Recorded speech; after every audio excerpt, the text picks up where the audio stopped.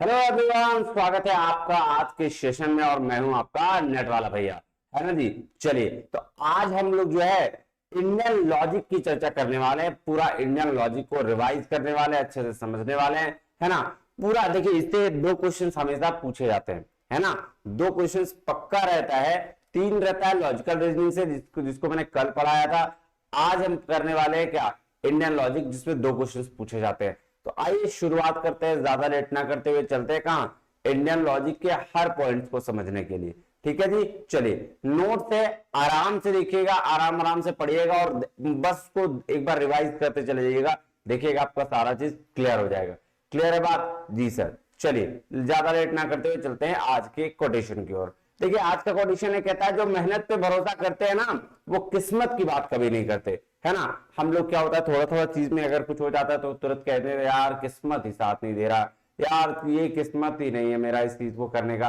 देखो ये किस्मत वाली बात वही करते हैं जो ना मेहनत पे भरोसा नहीं करते, और जो हार्डवर्क करते हैं, जो मेहनत करते हैं, जो हमेशा अपने डिटर्मिनेशन साथ में लेके चलते हैं, कंसिस्टेंट रहते हैं, वो कभी भी किस्मत की बात नहीं करते। तो आज के बाद आपको भी ये बात नहीं करनी है क्या, किस्मत विस्मत कुछ नहीं होता, हार्डवर्क होती है।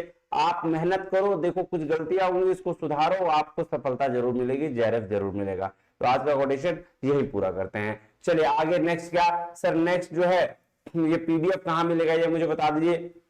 नेट वाला भैया का टेलीग्राम चैनल है, इसको ज्वाइन कर लीजिए, यहाँ पे आपको सारा पीडीएफ मिल जाया करेगा। इसके साथ साथ चैनल को कर लीजिएगा सब्सक्राइब, ताकि आपको नोटिफिकेशन मिलती रहे यूजीसी नेट और पीएचडी से रिलेटेड। चलिए अब चले, कोई दिक्कत हो रहा हो तो इस नंबर पे आप व्हाट्सएप भी कर सकते हैं। चलिए अब नेट वाला भैया ऐप भी है, आप इसको डाउनलोड कर सकते हैं पेड और फ्री कोर्सेज के लिए। नेक्स्ट अब आते हैं अपने टॉपिक पे। सर टॉपिक क्या कहता है, आइए इसको ध्यान से समझते हैं। सर सबसे पहले इंडियन फिलोसफी या लॉजिक की अगर हम बात करें, भारतीय दर्शन की, तो फिलोसफी का मतलब होता है ज्ञान का प्रेम। क्या, ज्ञान का प्रेम। ठीक है, प्रेम का ज्ञान नहीं, ज्ञान का प्रेम, है ना, जानने की इच्छा। प्रेम लव ऑफ नॉलेज नहीं, नॉलेज ऑफ लव, है ना। यानी कि भाई साहब अगर दोनों में फर्क है, प्रेम का ज्ञान होना मतलब आप चले गए, ज्ञान का प्रेम, जो नॉलेज हम कैसे परसीव करें उसकी, उसका लव, है ना, उसको बोलते हैं philosophy. Philosophy means love of knowledge, मतलब ज्ञान प्रेम। फिलोसफी में मीन्स होता है, फिलोस का मतलब क्या होता है जी, फिलोस का मतलब होता है लव, और जो सॉफी है उसका मतलब होता है नॉलेज। तो यानी यानी क्या sir, knowledge of love, sorry love of knowledge, किसका, नॉलेज का ज्ञान, सॉरी नॉलेज का, क्या बोल रहा हूं मैं, ज्ञान का प्रेम, है ना जी।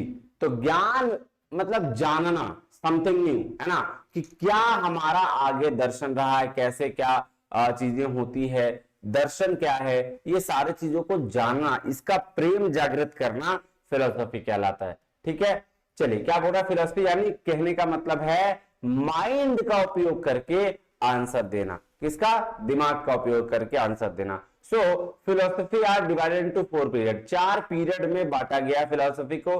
ठीक है जी, चलिए क्या क्या है सर, 4 काल है। एक तो वैदिक पीरियड जिसको वैदिक काल कहा गया, दूसरा एपिक पीरियड जिसको महाकाव्य काल कहा गया, तीसरा सूत्र पीरियड जिसको सूत्र काल कहा गया, और चौथा है मॉडर्न एंड कंटेम्प्रेरी पीरियड जिसको वर्तमान और समसामयिक काल कहा गया। ठीक है, अब एक एक करके समझते हैं कि ये क्या क्या चीजें हैं। तो इंडिया का सबसे पार्ट या पुराना अंग जिसको कहते हैं वो है वैदिक अंग, वैदिक काल कहा गया है उसको, और इसी काल पे वेद उपनिषद जैसे दर्शन आए थे। ये पहला हो गया। दूसरा हो गया इंडियन फिलोसफी का सेकेंड पीरियड, महाकाव्य काल। कौन सा, महाकाव्य काल, जिसमें महाभारत रामायण जैसे ग्रंथ की रचना हुई, और बुद्ध जैन धर्म भी इसी काल में आया। उसके बाद थर्ड है इंडियन फिलोसफी। इंडियन फिलोसफी का थर्ड पीरियड रहा सूत्र काल, सूत्र पीरियड बोलते हैं इसको, और इस काल में न्याय, वैशेषिका, संख्या, योग, मीमांसा, वेदांत जैसे इंपॉर्टेंट दर्शन आए, है ना। ये 6 दर्शन है, ये 6 दर्शन इसी पीरियड में आए थे। चलिए, और फोर्थ की अगर हम बात करें तो वो इंडियन फिलोसफी का फोर्थ पीरियड जो है मॉडर्न एंड कंटेम्प्रेरी पीरियड, जिसको वर्तमान और समसामयिक काल कहते हैं, जो राजा राम मोहन राय से शुरू हुआ था और भैया महात्मा गांधी जैसे दार्शनिक, रविन्द्रनाथ टैगोर, स्वामी विवेकानंद जैसे पर खत्म हो गया। चलिए ये हो गया 4 पीरियड। अब अगर हम भारतीय दर्शन के संप्रदाय की बात करें, स्कूल्स ऑफ इंडियन फिलोसफी, तो वो दो तरीके के थे। एक थे ऑर्थोडॉक्स, जो भगवान को या वेद को मानने वाले थे, जिसको आस्तिक कहा गया था। क्या कहा गया था? आस्तिक कहा गया था। और दूसरा जो थे वो थे हेट्रोडॉक्स, मतलब नास्तिक, जो वेद को न मानने वाले थे। अब वेद को मानने वाले जो दर्शन थे ना, इसमें 6 दर्शन थे। कौन कौन सा? जिसको आस्तिक कहा गया था सर, वो 6 दर्शन थे। न्याय, वैशेषिका, समख्या, योगा, मीमांसा और वेदांता। ये जो भी तीसरा पीरियड में आया था ना वो। और जो 3 ऐसे दर्शन थे जो भगवान को या वेद को नहीं मानते थे, चार्वाका, बुद्धिस्ट और जैनिज्म। ठीक है, ये 3 जो थे, ये 3 मानते ही नहीं थे कि भाई भगवान भी है या वेद नाम का कुछ होता है। ठीक है, चलिए अब हमें जो पढ़ना है, हमें न्याय फिलोसफी की चर्चा करनी है। किसकी चर्चा करनी है? न्याय की। हालांकि अब क्वेश्चन जो है इन सब से भी कुछ कुछ दे दिया है, लेकिन अभी मेनली हमें न्याय फिलोसफी की चर्चा करनी है। तो आइए हम न्याय फिलोसफी की चर्चा करते हैं। उसके अलावा कुछ कुछ चीजें वो हम लोग देख लेंगे। चलिए, न्याय फिलोसफी, न्याय दर्शन है ना, किसकी बात कर रहा है? न्याय दर्शन की। तो न्याय का प्रणेता, न्याय के जो जन नेता कहे जाते हैं या प्रणेता कहे जाते हैं, वो महर्षि गौतम है। अब गौतम बुद्ध की बात में सोच लेना, ये गौतम बुद्ध नहीं, ये अलग महर्षि गौतम है ना। इन्हें अक्षपाद भी कहा गया है। क्या कहा गया? इनको अक्षपाद भी कहा गया है। और न्याय को तर्क शास्त्र, प्रमाण शास्त्र, वाद विद्या भी कहा गया है। न्याय को तर्क शास्त्र, प्रमाण शास्त्र या वाद विद्या भी कहते हैं। चलो, जस्टिस और लॉजिक, या क्या होता है? जस्टिस के लिए लॉजिक या एनालिसिस ऑफ फिलोसफी भी कहा गया है। ठीक है, जो बात किसकी करता है? जो बात करता है साइंस और नॉलेज की। किसकी बात करता है? साइंस और नॉलेज की। इसको याद रखिएगा। चलिए, अगर हम नेचर ऑफ नॉलेज इन न्याय, न्याय में बात करें कि भाई साहब क्या नॉलेज क्या होता है, ज्ञान को कितने भाग में बांटा गया, तो देखिए 2 भाग में बांटा गया है।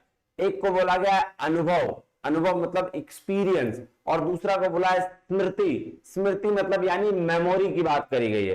तो अनुभव और एक्सपीरियंस, सॉरी, अनुभव और स्मृति, ये 2 ज्ञान के तरीके हैं। बोलता है एक एक्सपीरियंस लेकर चीजों को सीखता है, एक स्मृति मेमोराइज करके सीखता है। ठीक है, अब देखो किसी भी जगह पर आप जाते हो, वहां को एक्सपीरियंस करते हो तो वहां से भी ज्ञान ले सकते हो, और दूसरा जो कोई चीज लिखा हुआ है उसको रट लो तो वहां से भी ज्ञान ले सकते हो। ठीक है ना जी। अब एक्सपीरियंस के बेस पर 2 भाग में ज्ञान को बांटा गया है। एक है यथार्थ, जिसको हम लोग प्रमा भी बोलते हैं, और दूसरा है अयथार्थ, जिसको हम लोग क्या बोलते हैं? अयथार्थ बोलते हैं। और जिसमें क्या क्या चीजें आती है? तो सर यथार्थ में 4 चीजें आती है, प्रत्यक्ष, अनुमिति, शब्द और उपमिति। और अयथार्थ की बात करें तो उसमें संशय, भ्रम, तर्क, डाउट बोलते हैं ना उसको, डाउट वगैरह जो है वो इसमें आते हैं। अब क्या होता है प्रमा या यथार्थ, क्या होता है? प्रमा या यथार्थ का कहने का मतलब है कि किसी भी चीज को उसी रूप में देखना जिस रूप में वो अवेलेबल है। जैसे अगर हम कोई रस्सी देख रहे हैं तो हम ये मानेंगे कि भाई वो रस्सी ही है, लेकिन अगर कोई अयथार्थ की बात किया जाए तो अयथार्थ का मतलब है कि किसी भी चीज को उस रूप में ना देखकर जिस रूप में वो है, किसी अलग रूप में देखना। मतलब अगर कोई दूर से चीज रस्सी में दिख गया तो हम क्या समझते हैं कि भैया वो सांप लटक रहा होगा, तो इसको हम लोग बोलते हैं अयथार्थ। क्या बोलते हैं? अयथार्थ। ठीक है, अब प्रमा की प्राप्ति जिस सोच के द्वारा होती है उसे प्रमाण कहते हैं। ध्यान समझिएगा, प्रमा की प्राप्ति जिस सोर्स के द्वारा होती है, जो स्रोत के द्वारा होती है, उसे प्रमाण कहते हैं। और न्याय में 4 प्रमाण है। न्याय फिलोसफी में 4 प्रमाण है, जिसको वैलिड सोर्स ऑफ नॉलेज माना गया है कि सही स्रोत है ज्ञान का, वो 4 है।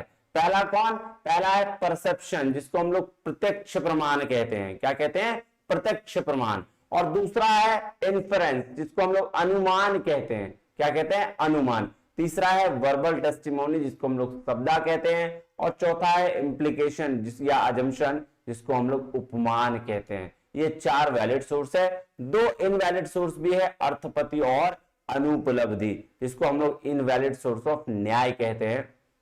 ये भी तो हमें इन 6 के बारे में डेप्थ में पढ़ना है, और इसके बाद इन्फरेंस, अनुमान का भी काइंड्स पढ़ना है। चलिए हम शुरू करें पहला चीज से, प्रत्यक्ष से। प्रत्यक्ष से शुरू करते हैं तो बातें हमें समझ में आती चली जाएंगी, कोई दिक्कत नहीं सर।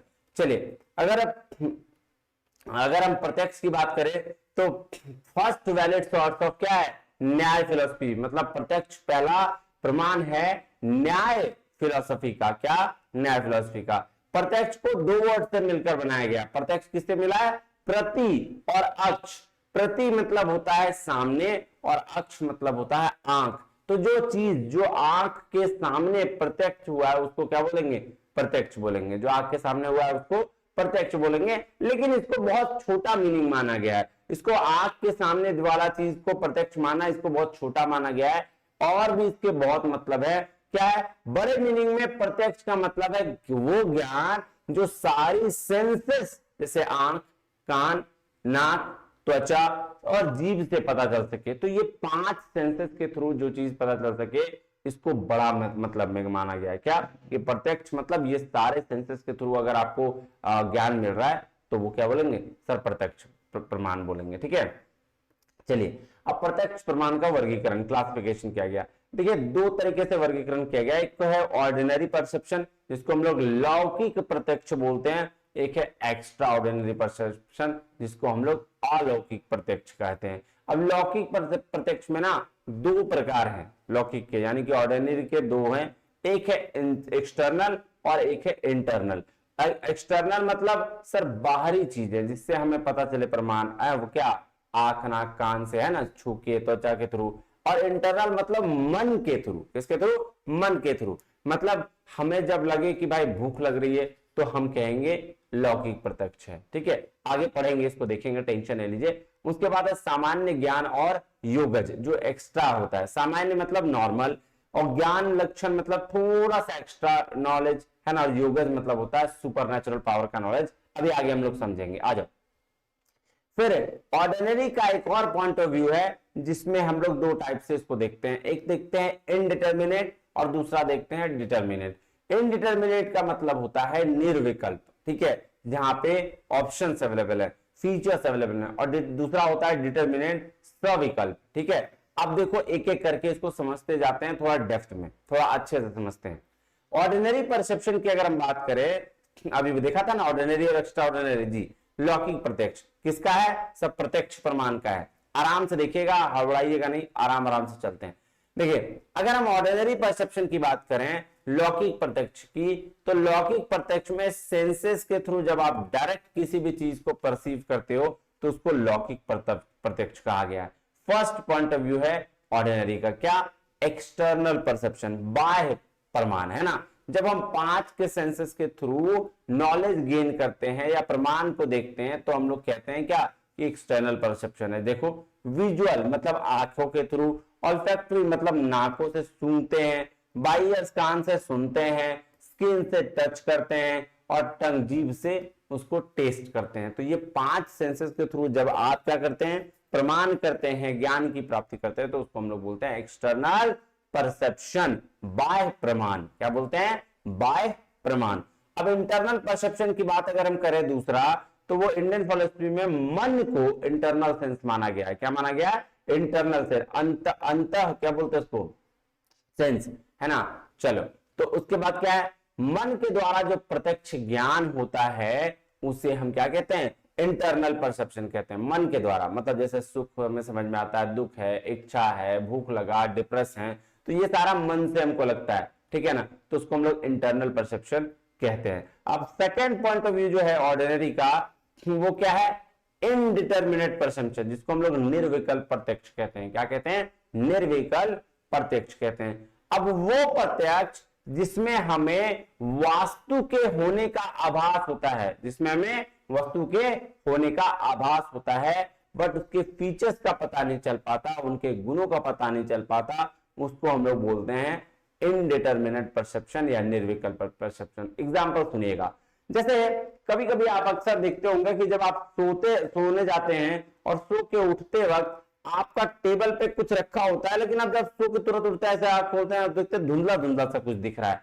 बट कुछ है, गोल सा, राउंड सा या फिर सर्कल सा, चौकोट में कोई भी किसी भी तरीके का चीज वहां दिख रहा होता है, बट वो क्या होता है वो पता नहीं चलता। उसको हम लोग बोलते हैं निर्विकल्प प्रत्यक्ष। इसकी जब आपको सामने किसी चीज का आभास हो बट वो क्लियरली ना दिखे तो हम उसे कहते हैं क्या, निर्विकल्प प्रत्यक्ष बोलते हैं। क्या बोलते हैं? निर्विकल्प प्रत्यक्ष बोलते हैं। जब हम सोकर उठते हैं तब सामने वाले टेबल पर एक मान लो एक एप्पल रखा होता है, बट हमें क्लियर नहीं दिखता है, बस इतना पता चलता है कि कुछ गोल गोल है, दैट इज कॉल्ड निर्विकल्प प्रमाण।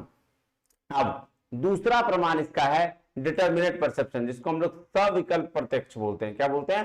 सविकल्प प्रत्यक्ष। अब सविकल्प जस्ट अपोजिट है किसका? निर्विकल्प का। सविकल्प में सारी चीजें हमको क्लियर दिख जाती है ना, किसी भी वस्तु के निश्चित और स्पष्ट ज्ञान होता है। जैसे जब आप सो के उठते हैं, फ्रेश होते हैं, तो आपको क्लियर दिख रहा होता है कि वहां क्या एप्पल रखा हुआ है, कि फोन रखा हुआ है, कि क्या कोई भी चीज आपको जो है वो क्लियर दिख जाती है।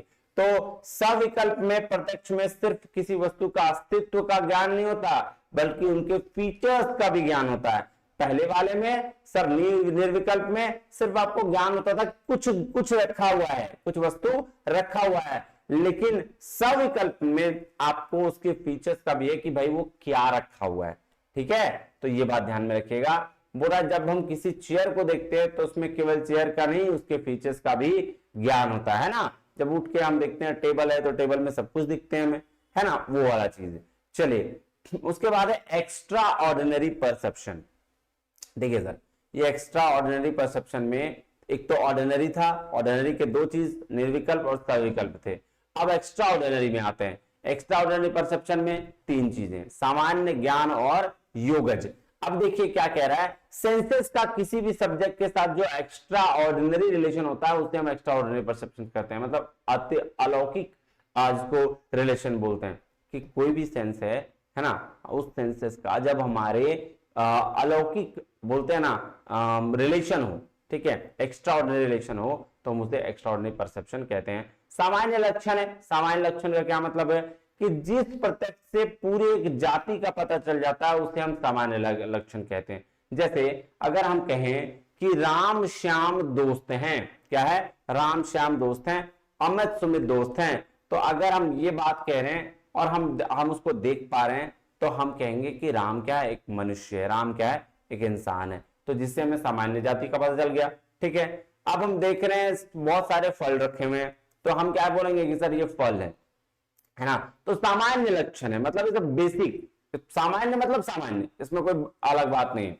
अब दूसरा है ज्ञान लक्षण। अब ये देखो ज्ञान लक्षण बियॉन्ड द सेंसेस वाली बात हो गई कि बोल रहा है बियॉन्ड द सेंसेस जाकर जब हम किसी चीज का पता लगा लेते हैं, ठीक है, उसको हम ज्ञान लक्षण बोलते हैं, मतलब सेंसेस के बियॉन्ड जाकर, मतलब कुछ अपना पावर लाके। कह रहा अगर हमें रसगुल्ले की मीठा, देखो सीधा सीधी बात है, इसमें क्या बोला कि अगर हमें रसगुल्ले का मीठापन चेक करना हो तो क्या करेंगे, हम टेस्ट करके पता कर लेंगे भैया हाँ मीठा है या नहीं है। लेकिन ज्ञान लक्षण में रसगुल्ला को देखकर हम उसकी मीठापन को पता चल जाता है, ये बियॉन्ड द सेंस वाली चीज है।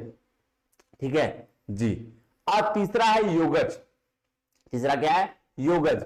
योगज मतलब योगास की बात कर रहा है, योगा की बात कर रहा है। नॉर्मली हमारी सेंसेस इतना दूर रखे चीजों से उसका रिजल्ट बता दे, मतलब दूर रखा है और हम टेस्ट कर लें, पॉसिबल ही नहीं है। ये बात तो बिल्कुल सही है कि अगर कोई चीज हमसे दूर रखा हुआ है और हम टेस्ट करके बता दे या क्या चीज है वो बता दे, वो पॉसिबल नहीं है।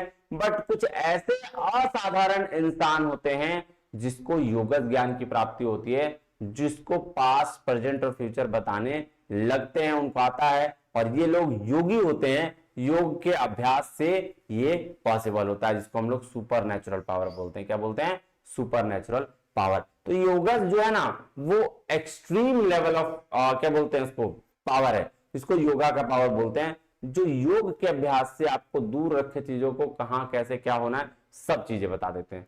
ठीक है जी। चलिए, अब दूसरा जो है, ये था पहला क्या, प्रत्यक्ष प्रमाण का इतना टाइप्स, कौन कौन सा सर, ऑर्डिनरी, एक्स्ट्रा ऑर्डिनरी। उसमें भी था क्या, ऑर्डिनरी का इंटरनल और एक्सटर्नल परसेप्शन, हमने देख लिया उसको, उम्मीद है आप समझ गए होंगे।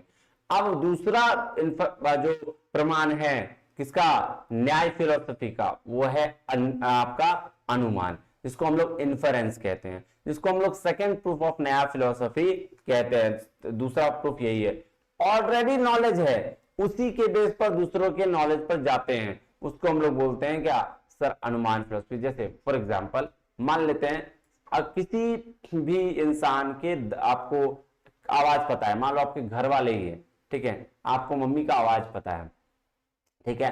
अब मम्मी कहीं भी रहे, किसी भी जगह रहे, सिर्फ आप उसकी आवाज सुन के क्या करेंगे, बता देंगे कि भाई साहब मम्मी आ रही है ना, मम्मी बोल रही है। ठीक, क्यों? क्योंकि आपको पहले से ही ज्ञान है ना, कि इसका मम्मी का ये आवाज है। तो इसी को बोलते हैं अनुमान, है ना, अनुमान लगाना। अनु मीन्स आफ्टर, मान मीन्स नॉलेज, मतलब आफ्टर द नॉलेज, नॉलेज के बाद ज्ञान होना, एक नॉलेज के बेस पर दूसरी नॉलेज तक पहुंचना। ठीक है। अब एग्जांपल यहां दिया हुआ देखिए, कह रहा है पहाड़ में धुआं है, इसका मतलब वहां आग लगी है, क्योंकि धुआं वहीं उठता है जहां आग लगी होती है। बात समझ में आई जी? तो इसीलिए हमको क्या कहना है कि हम भैया जहां जहां धुआं उठेगा वहां आग लगी होगी। तो अनुमान के 3 टर्म होते हैं, कौन कौन सा सर? मेजर टर्म जिसको हम लोग साध्या कहते हैं, माइनर टर्म जिसको पक्षा कहते हैं, मिडिल टर्म जिसको हेतु या लिंगा कहते हैं। ठीक है। और इससे सवाल बहुत पूछे जाते हैं। 5 सीक्वेंस ऑफ अनुमान, very very very very important, मतलब इतना इंपॉर्टेंट कि इससे इतना सवाल पूछा गया बता नहीं सकता मैं। सबसे पहला सर 5 सीक्वेंस है, प्रतिजना, हेतु, उदाहरण, उपनयन और निगमना। ठीक है। याद रखिएगा, प्रतिजना का मतलब होता है जो हमें प्रूफ करना है, रिक्वायर्ड टू बी प्रूव्ड। हेतु मतलब होता है रीजन, ठीक है ना, बिकॉज वाला जो ऑप्शन होगा ना वो हेतु का है। उदाहरण मतलब एग्जाम्पल, एग्जाम्पल दिया होगा आप समझ जाइएगा उदाहरण है। उपनयन मतलब एप्लीकेशन, उसका एप्लीकेशन कहां होगा या अफर्मेशन कहां होगा वो। और निगमना मतलब कंक्लूजन, कंक्लूजन मतलब देयरफॉर। देखिए इसमें ना आपका स्टेटमेंट देता है और स्टेटमेंट को मैच करने बोलता है। तो हेतु आपको रीजन पता है, रीजन क्योंकि, बिकॉज लगा होगा। और निगमन कंक्लूजन है, कंक्लूजन होता है देयरफॉर, है ना। तो ये याद रखिएगा, इससे आपका मैच करने में बहुत आसानी हो जाएगा। चलिए अब क्लासिफिकेशन करते हैं अनुमान का। अनुमान का क्लासिफिकेशन करिएगा तो 3 है, साइकोलॉजिकल के मनोविज्ञान के बेस पर, व्यक्ति के बेस पर और इंडक्शन के बेस पर। अगर हम ये साइकोलॉजिकल के बेस पर करें तो 2 आती हैं, क्या क्या सर? अनुमान का साइकोलॉजिकल के बेस पर 2 अनुमान होते हैं, एक होता है स्वार्थ अनुमान, एक होता है परार्थ अनुमान। स्वार्थ अनुमान में हम खुद की प्रेडिक्शन करते हैं, परार्थ में हम दूसरों के बारे में बात करते हैं। व्यक्ति, व्यक्ति के बेस पर 3 अनुमान है, कौन कौन सा सर? पूर्ववत, शेषवत और सामान्यतो दृष्टा। पूर्ववत अनुमान वो अनुमान होता है जब कोई घटना होने से पहले हमें पता चल जाता है, जैसे बारिश होगी, बादल देखकर बता देते हैं, पूर्ववत अनुमान है। बारिश हो गई और घोड़ा चल के गया, घोड़े के दाग देखकर बता देते हैं कि कोई जानवर यहां से गया है, शेषवत अनुमान हुआ। सामान्यतो दृष्टा मतलब सूर्य उगा है और हम देख के बोल रहे भाई सूर्य उगा है, इसको बोलते हैं सामान्यतो दृष्टा। उसके बाद है on the basis of induction. Induction मतलब जब मिडिल टर्म और मेजर टर्म का रिलेशन पॉजिटिव रहे केवल्यान्वी, नेगेटिव रहे केवल्यात्रिकी, और पॉजिटिव और नेगेटिव दोनों इंस्टेंस की बात करें तो उसको बोलते हैं अनन्वयत्रिकी। क्या बोलते हैं? अनन्वयत्रिकी। ठीक है जी। अब उसको अब डेप्थ में पढ़ते हैं। देखो बेस्ड ऑन साइकोलॉजिकल, स्वार्थ अनुमान की बात कर रहा है। स्वार्थ में क्या बोला? खुद के बारे में अनुमान लगाते हैं, प्रेडिक्शन करते हैं। इसको परार्थ अनुमान क्या है? दूसरों के बारे में प्रेडिक्शन करते हैं, अनुमान लगाते हैं। Based on nature, relationship, cause and effect की बात करता है पूर्ववत अनुमान। पूर्ववत अनुमान मतलब भाई साहब पहले से ही हमें कॉज पता हो, बारिश होगा ये बादल देखकर बता देते हैं, उसको बोलते हैं पूर्ववत अनुमान। शेषवत मतलब इफेक्ट के बाद कॉज का पता चलता है, मतलब पैरों की छाप देखकर आप बता देते हो कोई यहां से गया हुआ है। ठीक है, बात समझ में आई जी सर। उसके बाद है सामान्यतो दृष्टा। सामान्यतो दृष्टा जनरली व्हाट्स लुक लाइक, मतलब जो जैसा है वैसा ही दिखता है। सूरज उग रहा है, हम बोलते हैं सूरज उगा हुआ है। अब है बेस्ड ऑन इंडक्शन। इंडक्शन के बेस पर 3 केवल्यान्वयी इन्फरेंस, मतलब positive relation between major term और मिडिल टर्म। तो मिडिल टर्म और मेजर टर्म के बीच साध्या और किसका? पक्षा, मैंने सॉरी हेतु, मिडिल टर्म मतलब हेतु, साध्या और हेतु के बीच में पॉजिटिव रिलेशन है, मतलब इसको क्या बोलेंगे? केवल्यान्वयी। केवल्यात्रिकी मतलब negative relation between middle term और मेजर टर्म, यानी कि साध्या और हेतु के बीच में आपका नेगेटिव रिलेशन है। साध्या और हेतु के बीच में पॉजिटिव और नेगेटिव दोनों रिलेशन है, उसको बोलते हैं अन्वयात्रिकी। अन्वयात्रिकी याद रखिएगा। दूसरा भी खत्म हो गया। क्या सर? दूसरा अनुमान पूरा खत्म। अब अनुमान के काइंड्स हम लोग पढ़ेंगे, टेंशन मत लो। अब है शब्दा फिलॉसफी, शब्दा प्रमाण, तो जिसको हम लोग वर्बल टेस्टिमनी कहते हैं। सब्दा का मतलब होता है स्टेटमेंट ऑफ ट्रस्ट वर्दी पर्सन, जो इंसान महान हुए, गुरु हुए, उनके जो बोले गए शब्द है ना, उसको सब्दा कहा गया है। उनको ट्रस्टवर्दी पर्सन मतलब वही होते हैं ना जिन पे हम भरोसा कर सकते हैं। ये थर्ड सोर्स ऑफ नॉलेज है। क्या है? थर्ड सोर्स ऑफ नॉलेज है। आज सप्ताह के 4 कंडीशंस हैं: आकांक्षा, योग्यता, सन्निधि और तात्पर्यता। आकांक्षा मतलब होता है इच्छा, जो आपकी इच्छा है उसको। योग्यता मतलब आप कितना कैपेबल हैं। सन्निधि और तात्पर्यता, सन्निधि और तात्पर्यता, तात्पर्यता मतलब होता है आपका कितना जल्दी आप काम कर रहे हैं। ठीक है, ये 4 कंडीशंस है। और क्लासिफिकेशन के बेस पर शब्द का क्लासिफिकेशन करेंगे तो source on the basis of source, source के तौर पर करेंगे तो स्क्रिप्चुअल होता है जिसको हम लोग वैदिक बोलते हैं, और सेक्युलर जिसको हम लोग लौकिक बोलते हैं। वैदिक वो आपका शब्द होता है वैदिक प्रमाण, जिसमें हम वेदों में जो लिखा है उसकी बात करते हैं, और सेक्युलर लौकिक की बात जो नॉलेज जो कोई ट्रस्टवर्दी पर्सन कह के चल गए हैं उसकी बात हम करते हैं। ठीक है, और बेसिस ऑफ ऑब्जेक्ट परसेप्टिबल एक होता है और एक इन सब परसेप्टिबल, मतलब दृष्टता और अदृष्टता की बात होती है। बस इतना ही याद रखना है आपको शब्द में, इससे ज्यादा याद नहीं रखना है। यही पूछता है कभी कभी, इसका सीक्वेंस पूछ देगा, आकांक्षा, योग्यता, सन्निधि और तात्पर्यता को उल्टा पुल्टा कर देगा, सीक्वेंस पूछना होगा। ये सीक्वेंस में याद रखिएगा, आकांक्षा, योग्यता, सन्निधि और तात्पर्यता। और सोर्स क्या है? वैदिक और लौकिक की याद जरूर रखिएगा, वेरी वेरी इंपॉर्टेंट है। अब चौथा सोर्स जो है वो है कंपैरिजन, यानी कि उपमान। उपमान मतलब उप मतलब होता है सिमिलरिटी और मान मतलब होता है नॉलेज। तो मींस सिमिलर नॉलेज जैसा एज लाइक वाला रहा ना वैसे, उसको हम लोग बोलते हैं उपमान। मेन थिंग इज कंपैरिजन, मतलब यहां पे क्या होता है? कंपैरिजन होता है कि मेरा हम जो है वो स्मार्ट दिखते हैं किसकी तरह? सर सलमान खान की तरह। ठीक है, हम मेन थिंग इज कंपैरिजन। बंदर जो है जैसे बंदर इंसान जैसा दिखता है ना। उपमान सच भी हो सकता है, नहीं भी। ऐसा नहीं है कि उपमान हमेशा सच होगा। अब तुम सलमान खान की तरह दिखते हो या नहीं, ये तो भाई बॉडी देख के पता चलेगा ना जी। तो वो बात कह रहा है। कंपोनेंट्स क्या है? 3 कंपोनेंट्स हैं, उपानयम, उपानमनम और सामान्य। मतलब उपानयम मतलब होता है सब्जेक्ट, कंपैरिजन, जो कंपेयर कर रहे हैं उसका सब्जेक्ट का बात।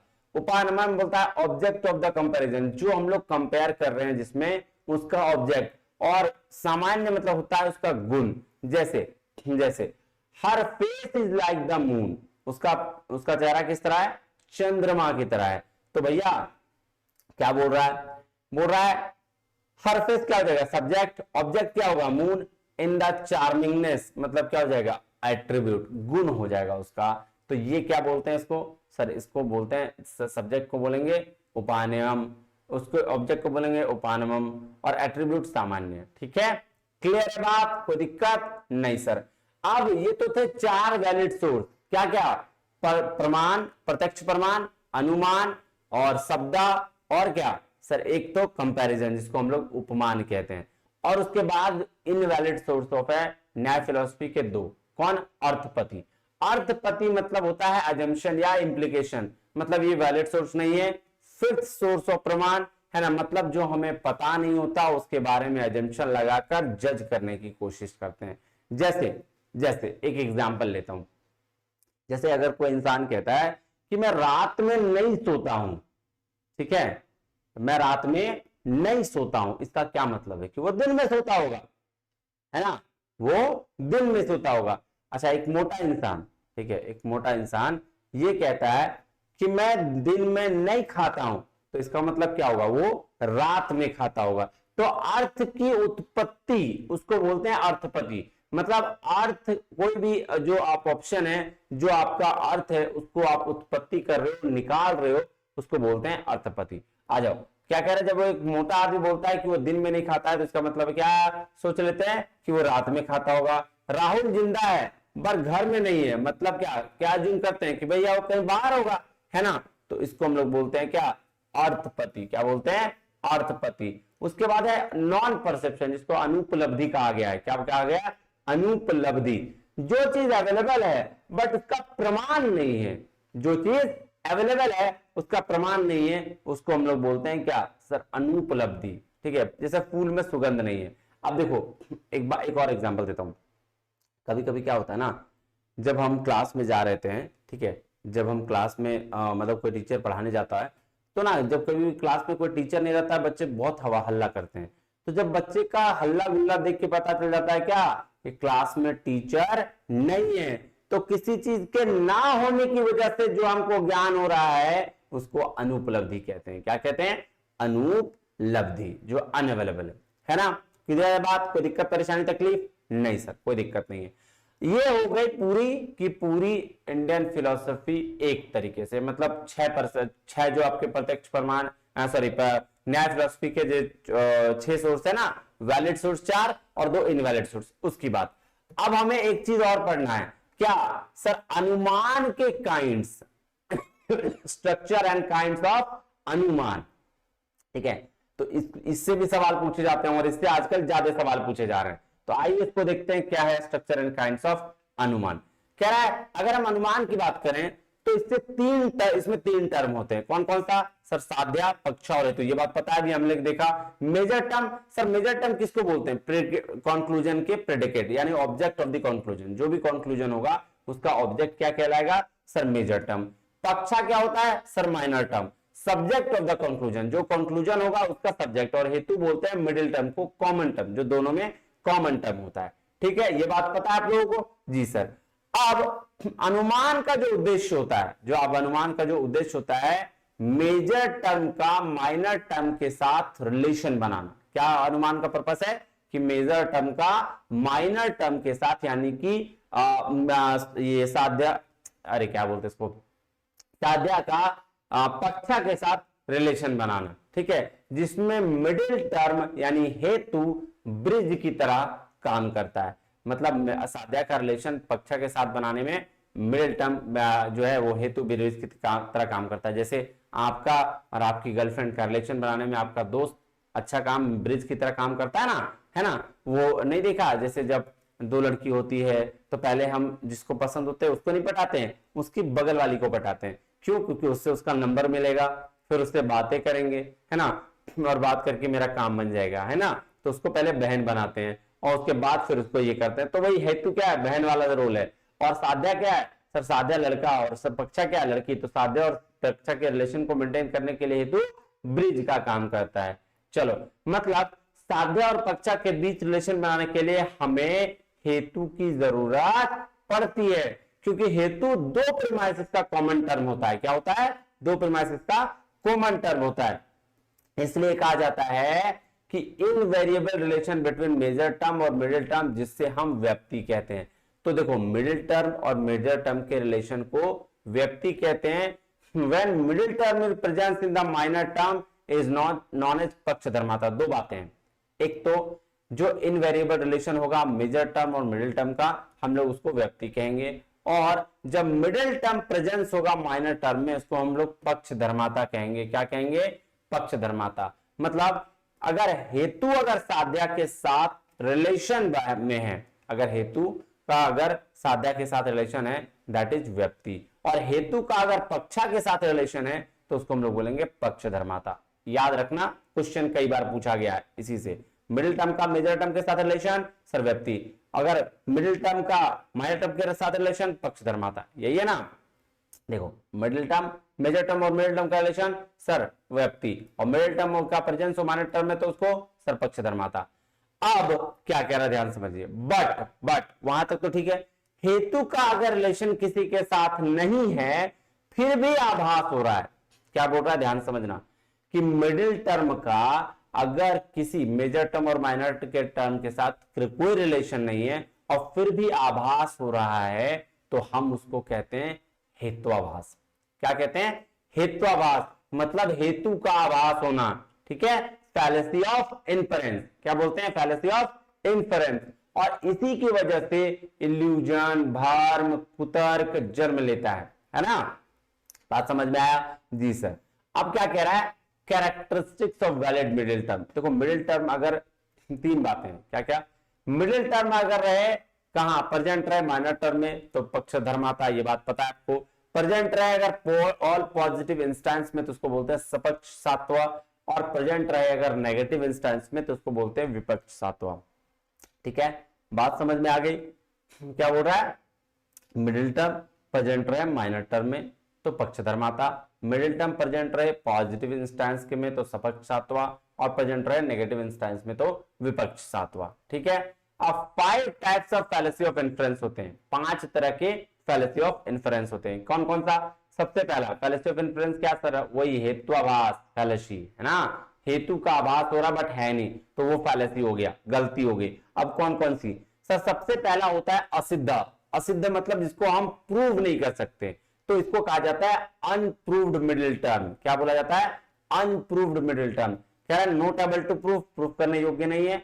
अनप्रूव्ड हेतु that results in this fallacy, इसको पक्षधर्म बोला, वो हेतु जिसका रिजल्ट इस फैलेसी में नहीं आता है उसको हम लोग असिद्धा कहते हैं, जिसको अनप्रूव्ड मिडिल टर्म भी कहा जाता है। ठीक है। चलो अब इसके 3 चीजें हैं, आश्रय सिद्धा, स्वरूप सिद्धा और एक है व्याप्तवा सिद्धा। हम आते हैं एग्जाम्पल में। आश्रय सिद्धा किसको बोलते हैं? जो इमेजिनरी है, मतलब आश्रय किसी पे, जो रियल नहीं है। कह रहा है पक्षा यानी कि minor term itself is unreal, जो खुद में अनरियल है, there can't be locus of हेतु, वहां हेतु नहीं हो सकता। इसका एग्जाम्पल क्या हुआ? एग्जाम्पल है sky of lotus is pregnant because it is a locus like any other lotus. क्या बोल रहा है? Sky of lotus is pregnant, ठीक है, क्योंकि लोटस जैसा कोई अदर लोटस नहीं हो सकता। तो ये इसका एग्जाम्पल है। स्वरूप सिद्धा मतलब कह रहा है हेतु कांट एग्जिस्ट इन पक्षा एट ऑल, हेतु जो है वो पक्ष में एग्जिस्ट नहीं कर सकता, मतलब मिडिल टर्म जो है वो कहीं भी एग्जिस्ट नहीं कर सकता माइनर टर्म में किसी भी तरीके से। अब इसका एग्जांपल क्या हुआ? Sound is quality because it is visible, या sound is eternal because it is visible. देखो सेम एग्जांपल पूछा जाता है, एकदम सेम पूछा जाएगा, कोई भी डिफरेंस नहीं रहेगा। ठीक है, याद रखना। तीसरा जो है व्याप्तवा सिद्धा। व्याप्तवा सिद्धा मतलब कंडीशनल हेतु बोलते हैं इसको। क्या बोलते हैं? कंडीशनल हेतु। Wherever there is a fire, there is smoke। देख रहे हो, जहां कहीं भी आग है वहां धुआं है। कंडीशन है ना, लगा हुआ है ना, कि जहां कहीं भी राम है वहां उसकी गर्लफ्रेंड होगी। कंडीशन है ना। जहां कहीं भी रानी है वहां कहीं भी शुभम होगा। ठीक है, एग्जाम्पल है ना जी। चलो सर अब किसका नाम दे रहे? किसी का भी है, कहीं भी। उसके बाद है दूसरा क्या है? सभ्य विचारा। पहला क्या था? असिद्धा, अनप्रूव्ड मिडिल। दूसरा क्या है? सभ्य विचारा। इसको बोलते हैं फैलेसी ऑफ इर्रेगुलर मिडिल। क्या बोलते हैं? Fallacy of irregular middle. मतलब यहां क्या है? डेविएट करने की पॉसिबिलिटी है। किसको? हेतु को। क्या? हेतु मतलब मिडिल टर्म को डेविएट करने की पॉसिबिलिटी है। अब यहां भी 3 होते हैं, साधारण, असाधारण और अनुपसंहारी। असाधारण मतलब होता है हेतु बहुत बड़ा है, बहुत वाइड है, प्रेजेंट है किसमें? सापक्ष और विपक्ष में। मतलब सपक्ष सातवां और विपक्ष सातवां, अभी बताया था ना कि प्रेजेंट रहे माइनस प्लस केस में, तो यहां वही बात है। तो साधारण, तो इसका क्या बोल रहा है? The hill has fire because it is knowable. बोल रहा है आग, जो पहाड़ी में आग है क्योंकि वो जानने योग्य है। दूसरा है असाधारण। असाधारण क्या बोल रहा है? हेतु इज टू नॉर। यहाँ हेतु बहुत छोटा है, ना ही वो सपक्ष में है ना ही विपक्ष में, मतलब ना ही वो पॉजिटिव में या नेगेटिव में, ओनली प्रेजेंट किसमें? पक्षा में। पक्षा में मतलब सर पक्ष किसको बोलते हैं बताओ सर? आपको छोटा सबसे लास्ट वाला टर्म को, है ना। क्या होता है? हेतु middle term, major term, minor term को पक्षा बोलते हैं। ठीक है, चलो उसके बाद है अनुपसंहारी। अनुपसंहारी मतलब नॉन इंक्लूसिव होगा। हेतु is all inclusive, leaves nothing by the way of सपक्ष एंड विपक्ष। यहाँ हेतु कुछ भी नहीं छोड़ता है, उसको अनुपसंहारी कहा गया है। इसका एग्जांपल देखेंगे। सर क्या कह रहा है? All things are non eternal because they are knowable. क्या बोल रहा है? All things are non eternal because they are knowable. और देखो असाधारण का एग्जांपल छूट गया था। Sound is eternal because it is audible. ठीक है, चलो अब है सत प्रतिपक्षा। सत प्रतिपक्षा का मतलब समझिएगा, ये कहता है कॉन्ट्रैक्ट मिडिल या इन्फेरेंशियल मिडिल टर्म, मतलब middle term contradicted by other middle term. ठीक है, देखिए मिडिल टर्म एक टर्म है ना, जो हेतु वाला काम है। ठीक है, मतलब पहली मिडिल टर्म प्रूव करने की कोशिश करती है और दूसरा मिडिल टर्म उसको डिसअप्रूव कर देता है। ये होता है सत प्रतिपक्षा, जिसमें हम इसको बोलते हैं कॉन्ट्रैक्ट मिडिल टर्म या इन्फेरेंशियल मिडिल टर्म। मतलब एक जो स्टेटमेंट होगा वो बता रहा होगा कि भैया ये सही है, दूसरा स्टेटमेंट बता दे रहा होगा ये गलत है। देखो एग्जाम्पल, कह रहा sound is eternal because it is Audible. पहला स्टेटमेंट क्या बोला इसी में, क्या बोला कि साउंड अनंत है क्योंकि ये सुनने योग्य है। दूसरा बोल रहा है sound is non eternal because it is produced. देख लो, अपने ही दोनों स्टेटमेंट को ये काट रहा है। तो इस तरह के स्टेटमेंट को बोलते हैं क्या सर, सत्य प्रतिपक्षा, जिसको कॉन्ट्रैक्ट मिडिल टर्म बोलते हैं। दूसरा एग्जांपल देखो, कह रहा है अल्कोहल गुड है क्योंकि ये ठंड से बचाता है। दूसरा बोल रहा है अल्कोहल गुड नहीं है क्योंकि ये लीवर फेलियर का कारण होता है। तो देखो अपने ही स्टेटमेंट दो, एक ही दो स्टेटमेंट है, ये ऐसा ही रहेगा। इस तरह का एग्जांपल दिया जाएगा कि एक स्टेटमेंट क्या कर रहा होगा, पॉजिटिव में होगा, दूसरा नेगेटिव में होगा, मतलब अपने ही एग्जांपल को काट रहा होगा। उसको बोलते हैं सत्य प्रतिपक्षा। क्या बोलते हैं, सत्य प्रतिपक्षा। चलिए नेक्स्ट है विरुद्धा। विरुद्धा मतलब contract middle term, means middle term minor term का एग्जिस्टेंस प्रूव करना चाह रही थी, बट उसने मिडिल टर्म में क्या कर दिया, माइनर का नॉन एग्जिस्टेंस प्रूव कर दिया। देखो क्या बोल रहा है, sound is eternal because it is produced, sound is not perishable because it is caused, और the air is heavy because it is empty. देखो बोल रहा है हवा भारी क्योंकि वो खाली है। एक कोई बात हुआ, मतलब हम प्रूव करना चाह रहे हैं क्या, हम प्रूव करना चाह रहे हैं कि भैया कुछ एग्जिस्टेंस है, लेकिन हम क्या प्रूव कर दे रहे हैं, उसका नॉन एग्जिस्टेंस, कि वो है ही नहीं। मतलब हवा भारी है, मतलब होगा कुछ, लेकिन वो खाली बता दे रहा है। तो स्टेटमेंट पहला लाइन में क्या होगा सर, पहला लास्ट में हम कुछ प्रूव करना चाह रहे होंगे, दूसरा में हम उसको क्या क्या नॉन एग्जिस्टेंस, तो उसका वो नहीं है ये प्रूव कर दे होंगे। तो इस तरह के एग्जाम्पल जो है वो क्या है, विरुद्धा के हैं। और लास्ट है बाधिता।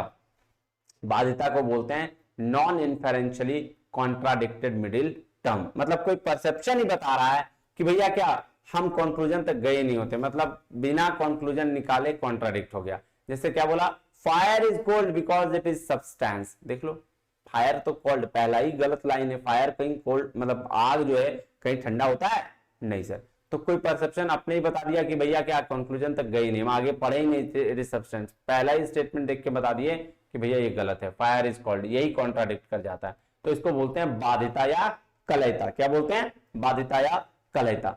देख रहे हो सर, ये पूरा का पूरा आपका क्या है, इंडियन लॉजिक है। अब इसमें से कोई भी ऐसा चीज नहीं है जो आपका इंडियन लॉजिक में छूट गया है, ठीक है। अगर आपको ये पसंद आया तो लाइक और शेयर जरूर करिएगा, ठीक है। और इसको एक बार दोबारा रिवाइज कर लीजिएगा, आप देखिएगा आपको सारी चीजें समझ में आ जाएंगी, है ना। तो आज के लिए इतना ही, मिलता है अगले वीडियो में, तब तक के लिए बहुत बहुत धन्यवाद। थैंक यू वेरी मच, जय हिंद।